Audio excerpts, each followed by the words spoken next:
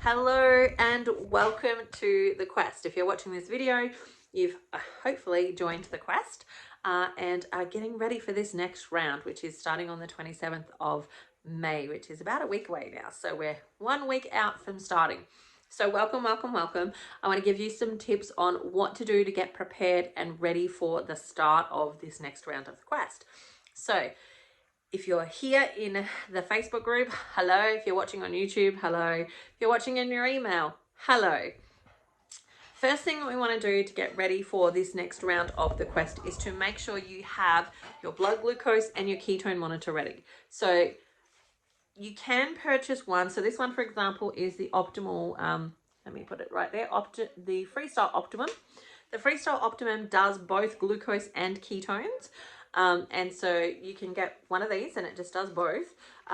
You can also get the LifeSmart one. There are a couple of other readers that do both ketones and blood glucose. So you want to make sure that you've got one that does both ketones and blood glucose.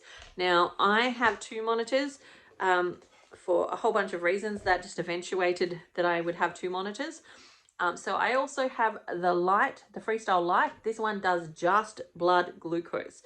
And then this one does both glucose and ketones. So I set both mine up together. So I test blood glucose and ketones at the exact same time. Now you can do just with one.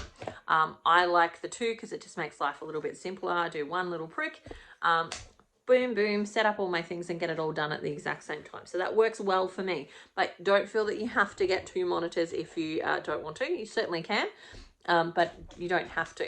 Now, the other thing that you want to make sure that you have got sorted ready for the upcoming quest is your ketone strips.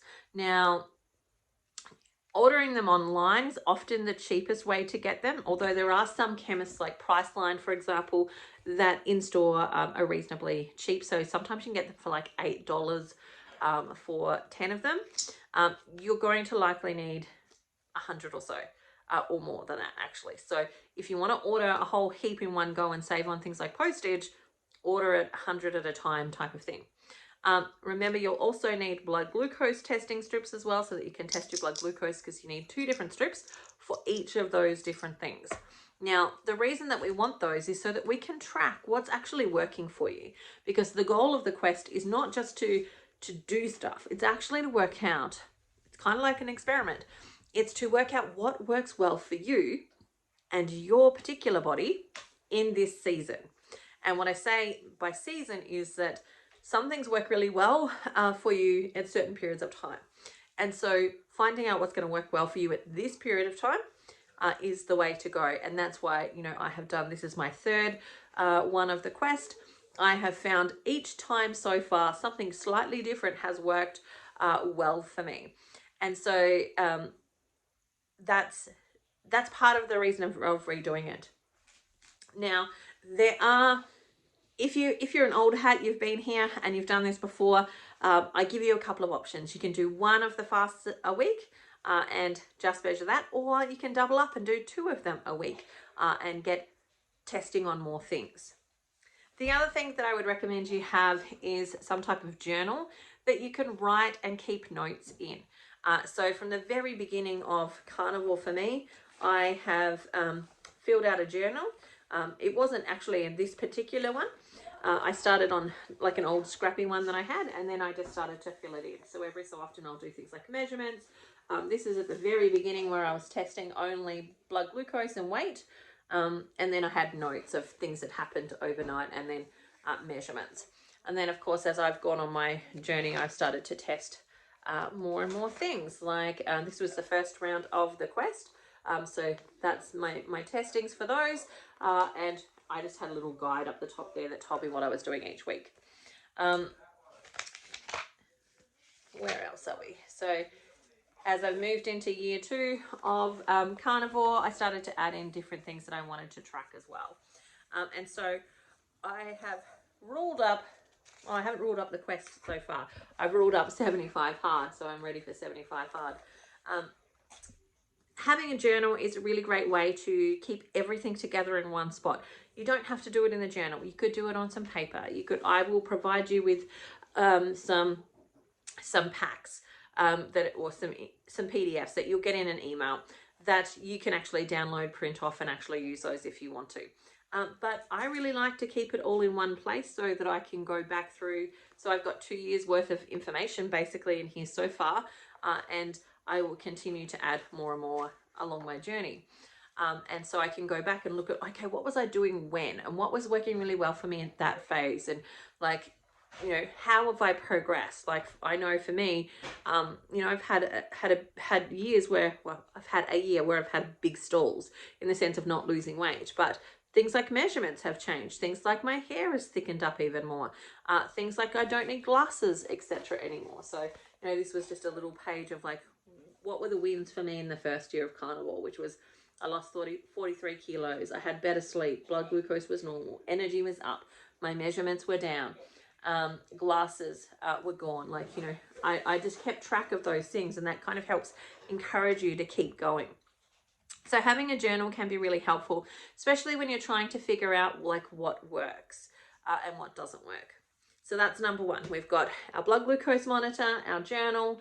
I also have a blood pressure machine. You don't have to have a blood pressure machine, but if blood pressure is one of your issues, I highly recommend you getting a blood pressure machine and testing at least every morning. You might want to also test in the evening if you're starting to notice that your blood pressure is coming down and you are taking things like medication. So if you're taking a blood pressure medication, you want to stay on top of like your blood pressure, because the likelihood is it's going to come down. And as it comes down, you might then need to start titrating off your medication because it won't start to get too low. And so tracking it can be really helpful, especially when you show up at the doctors and say, hey, here are my readings for my blood glucose, my blood pressure. And they can see what's actually happening versus that one-off blood pressure that's actually you're getting tested in the actual doctor's office, which may or may not be actually completely accurate, especially if you've rushed to that doctor's office or you've got some anxiety about it. Your blood pressure will be slightly different than what it is on a normal basis. So if you've got that information where you've tracked morning and night, what will happen is you can give them some really good quality feedback about what's happening there. All right, so that's another thing that you can track. The other thing that I've put into the notes for this year is you can track your pulse. So if you are concerned that you might be having some type of intolerance to a particular food, let's say it's eggs, for example, you can take your pulse. So if you've got a little pulsometer, that can be really helpful. You just put it onto your finger and you test your pulse before you start eating in a rested state. So ideally don't rush around and then take your pulse. Like sit down, couple of big breaths before you take your pulse, let yourself relax, take your pulse, make a note of that, eat your meal, and then you want to retest your pulse 10 minutes after you've eaten and then 20 minutes after you've eaten. And if both of those are around 10% higher than your resting one at the start, assuming that you've remained somewhat rested when you've taken those second lot of pulses, then that's an indication that something that you ate was likely problematic for you, because it's triggered the adrenals to pump out some adrenaline, which makes your pulse a little bit higher. And so that can be some good quality feedback for when we get to our Friday night sessions. Now this year we're going to be doing 2 sessions. And those 2 sessions are, you pick which one you want to go to. So you don't come to both of those 2 sessions, you pick, do I want to do the AM or do I want to do the PM? Now, part of that is because we have people from around the globe, and we also have people who've got different lives. So for me, I'm going to have the 11 a.m. session on Friday mornings, and then there will be the 7 p.m. session on Friday nights as well.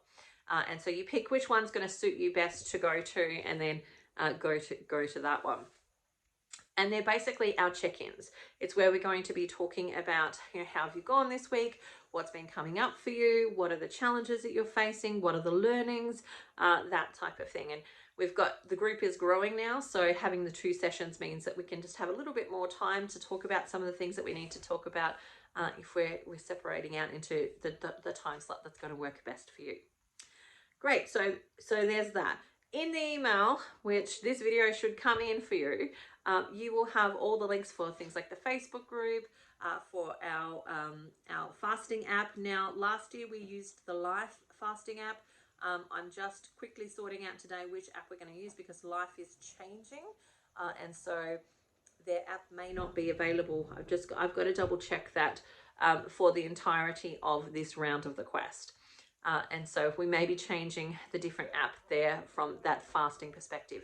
Now that app is really designed to actually just help you track how long you've been fasting for, but also to get encouragement from other people who are also fasting at the same time. And so you can put your stuff in there and you can see somebody else is doing it too.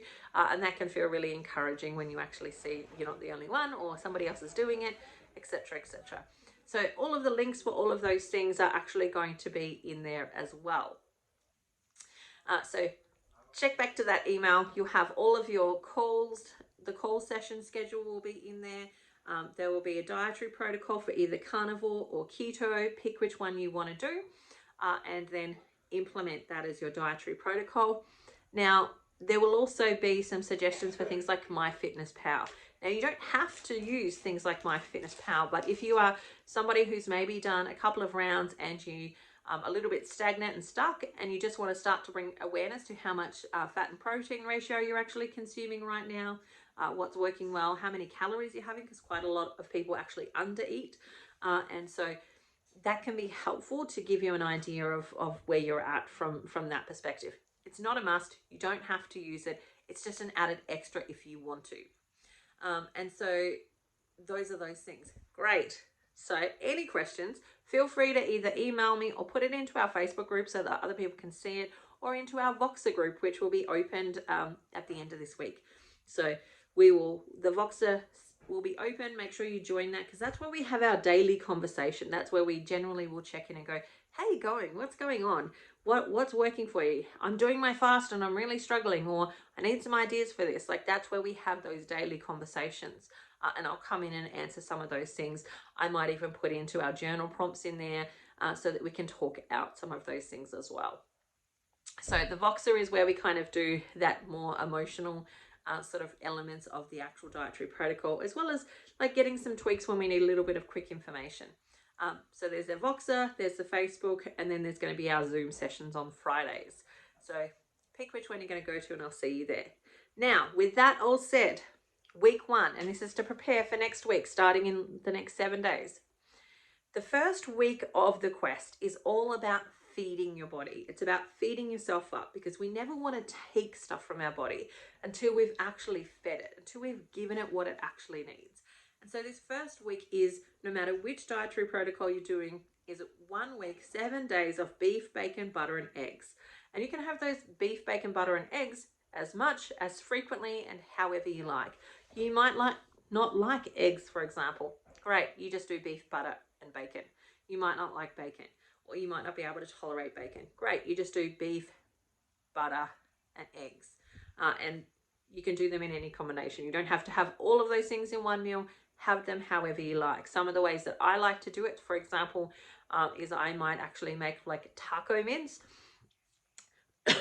where I'm using butter in the actual to brown the mince with, and I'll use some taco seasoning, and then I might put some bacon in there, and voila, I've got taco mince. And so that will be a meal that I'll have. Bacon and eggs will be a meal that I'll have.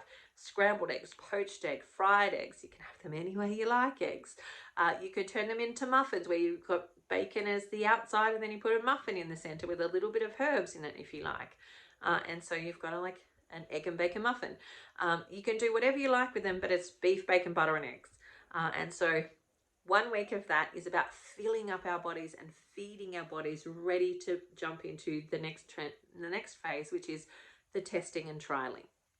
So part of the reason we get our blood glucose in our ketone machines is so that we can test, how are you going? What's actually happening for you? And what's working well for you? And so I test every day. It's completely up to you what you actually want to do from that perspective. But what we do want to do is we want to have a beginning. So when we're starting our beef, bacon, butter, and eggs week, we want to do at least 1 blood glucose and ketones at the beginning of that week. And then we might want to test again at the end of that week. So we'll do a fasting one at the beginning and then a fasting one at the end, just to note if there was any change there for us.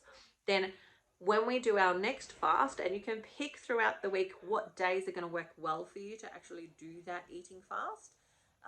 When you do that, what we want to do is a fasting blood glucose and ketones, and then a blood glucose and ketones 2 hours after our last meal on that day. And then we want a fasting blood glucose and ketones the next morning.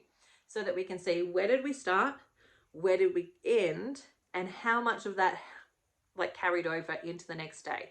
And that's the information that we want to track. It's the information that we want to store so that we can, by the end of the 6 weeks, go, which ones of these actually worked well for me and would be what I would put into the next phase of this actual quest. So that's the basics of that. We will talk more about it on our Friday night call, ready for the week ahead when we start our first eating fasts. The next thing that I would say to you is do a before photo. Go get your before photos. Everyone forgets to do it, but taking a photo before you start can help you to see some of the changes that take place as you move through the program. Get the before photo, but also get the before measurements. Get a tape measure. I don't know if I have mine over here. Nope, my daughter has borrowed it. Here we go. One of these. This is one of my favorite ways to measure because you can do it yourself. You can wrap it around yourself and then you just press the button and it'll draw it into where it needs to for that measurement. And so having this I think maybe cost me $3. It's pretty cheap. Or just even a normal measuring tape. I've got a normal measuring tape here. It's sometimes a little bit harder to use these ones when you're by yourself. It's helpful if somebody else is helping you. But these ones are really easy to do by yourself. And taking your measurements. So I measure my arms, I measure my chest, I measure my waist around my belly button is, then I measure my hips and I measure my thighs. Now you can measure anything that you kind of want to track, but that's the basics of the things. You want to measure them before you start so that again, you can track this because very often you might not lose any weight on the scales, but you might have lost weight on the measuring tape. So I scale measure and I measuring tape measure. Make sure you write that down somewhere so that you've got all of that information. All right, that is it. That is your little welcome to the quest type of information. And let me know if you have any questions, but let's get started next week, Monday. We're starting off. Everything's opening up so that you can jump into them. And I look forward to seeing you there. All right, bye for now. See you later.